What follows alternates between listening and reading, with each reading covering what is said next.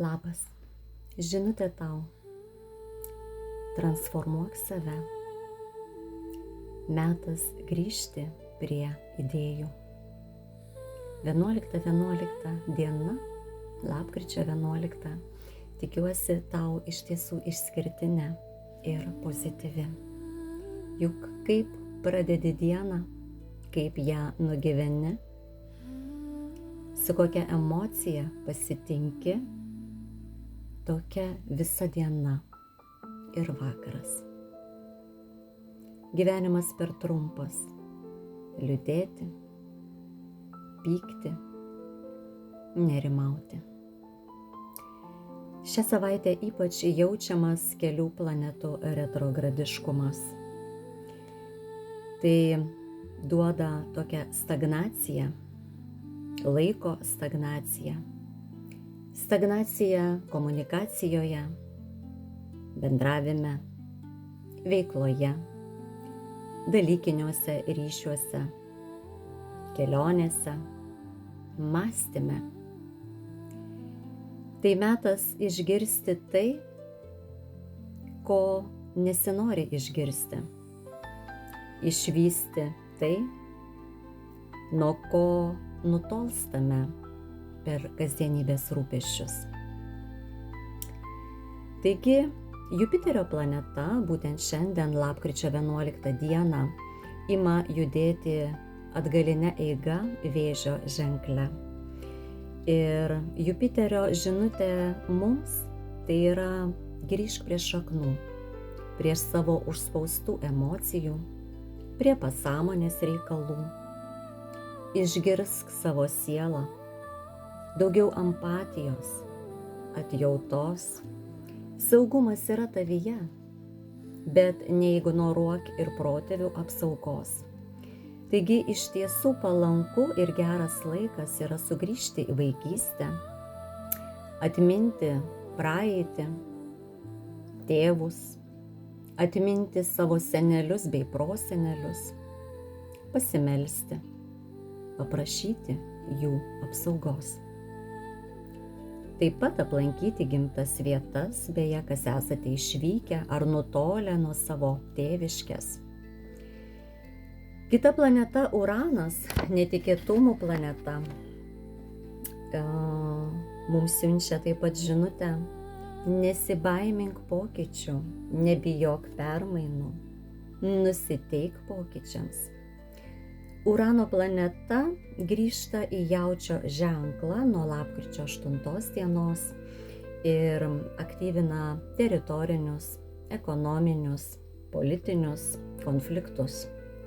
Taigi retrogradiškai dvyniuose jau ėmė judėti rugsėjo 6 dieną ir judėdamas taip atgaline eiga, būtent lapkričio pradžioje, grįžo paskutinį kartą į Jaučio ženklą nuo oro stichijos į žemės stichiją.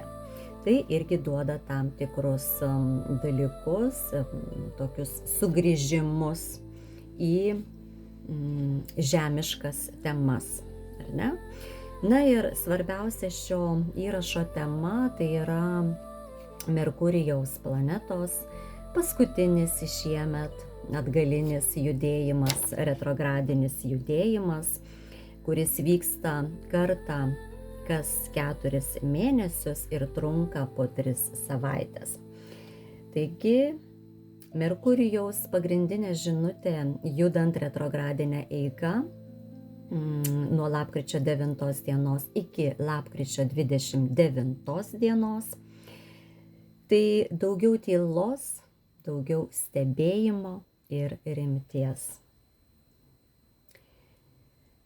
Retrogradiškumą savo tokį judėjimą ši planeta pradeda Šaulio ženkle ir reversų būtent Šaulyje judės iki lapkričio 19 dienos, o iki lapkričio 29 dienos retrogradiškai judės jau Skorpiono ženkle. Taigi iš Šaulio ženklo grįž į Skorpiono ženklą. Tai yra įdomus procesas, kai nevyksta tas retrogradiškumas tik viename tame pačiame ženkle. Taigi, mūsų laukia 3 savaičių trukmės, jau kaip ir įprastas metas, kasmet mes susidurėme su tokiu procesu, jau nėra toks nežinomas periodas. Bet vis dėlto kiekvieną kartą kažkuo vis nustebina ir skirtingai paliečia kiekvieną žmogų.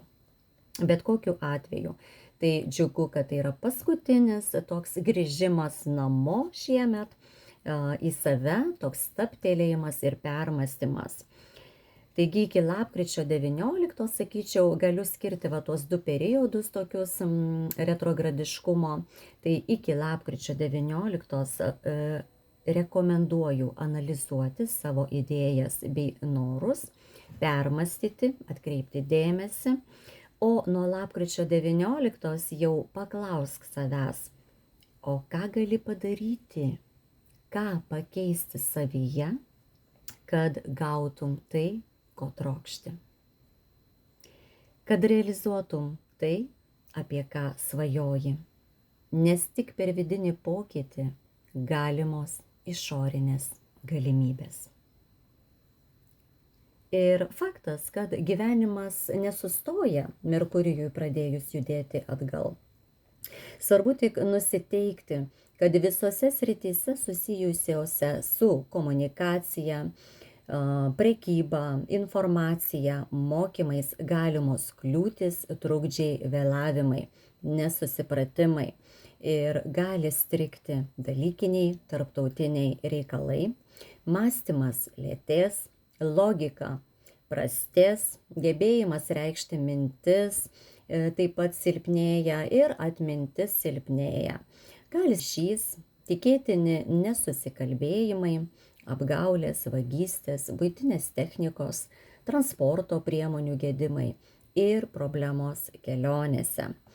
Taigi, kam palankus periodas iki lapkričio 29 dienos, tai pirmiausia permąstyti savo idėjas, visus planus, tikslus, mintis, analizuoti, spręsti senas problemas, taisyti klaidas, užbaigti, tęsti pradėtus darbus, projektus, gydymus, tęsti anksčiau pradėtas studijas, kartoti mokymus, išeiti iš darbo, priimti jau subrendusius sprendimus, tvarkyti namus, darbo vietą, užsiimti remontais, peržiūrėti dokumentus, archyvą, koreguoti, gražinti, apmokėti skolas, rinktis, peržiūrėti prabangius, brangius pirkinius.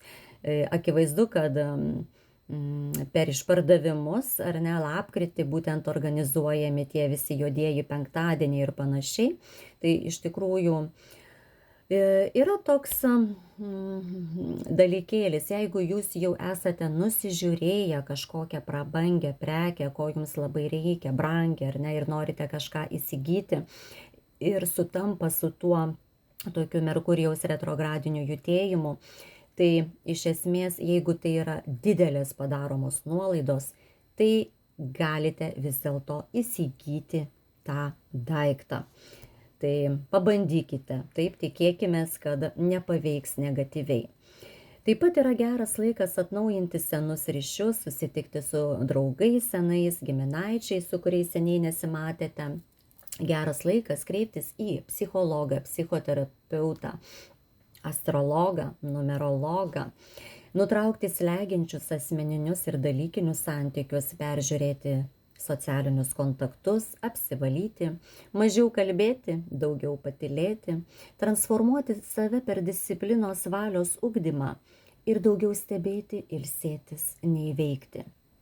Ko nedaryti, vengti, atidėti, nėra palanku iki lapkričio 29.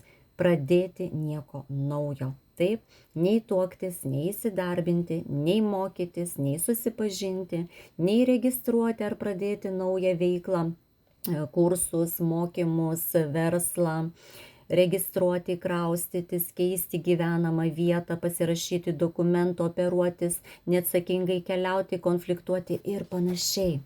Tai tikiuosi išgirdote visas reikalingas rekomendacijas, mūsų laikas ribotas. Tai jeigu dar turite klausimų, klauskite.